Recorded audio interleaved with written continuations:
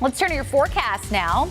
Meteorologist Chris Mulcahy here. And Chris, it's been a wet morning, but that should be clearing up later today, right? Yeah, I think it's still going to feel damp, but the heavier rain is going to be done, Sarah. And temperatures trying to reach 50 degrees. We're at 48 right now, so I'm not promising a big warm up from here. 50 degrees, 53 in Rockingham, and then stuck in the mid 40s from Boone over to Hickory. What you see behind me is pretty much what you're going to get for most of the day. Not a good one, not one of my favorites. Now, if you love kind of that indoor, that's where I'm going to stay type of weather, then this is a perfect day for you. We're looking at visibilities, though, down to about a mile in some areas, and that's where we've seen some of the heavier rain showers, sometimes in between rain, as we're seeing right here, and also just around the Wadesboro area.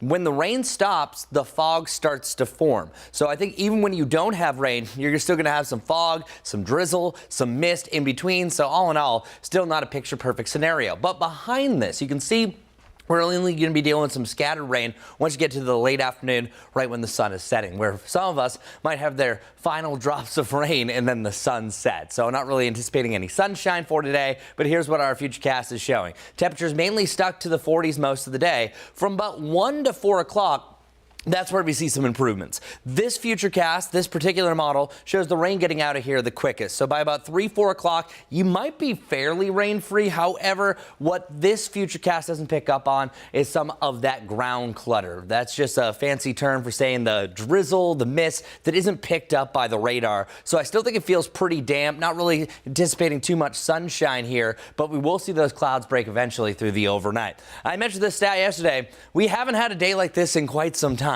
The last time that we were this cold and miserable, that's my opinion, was back on March 1st. So that was 8 months and 14 days ago. We had over an inch of rain, 47 degrees was the high. Even though we might touch 50 degrees, let's just shake it that we're mainly going to be in the mid to the upper 40s. Next rain chance after today really looks to be about Tuesday night heading into Wednesday. Isolated to scatter rain potential is going to be out and about for that. Temperatures are going to rebound nicely. Even with winds coming out of the north, we're still anticipating our temperatures to get up to about the mid 60s. And then through the weekend, mid to the upper 60s, even close to 70 degrees, a few more clouds on Sunday. But all in all, weekend not looking too bad. One quick warning for today.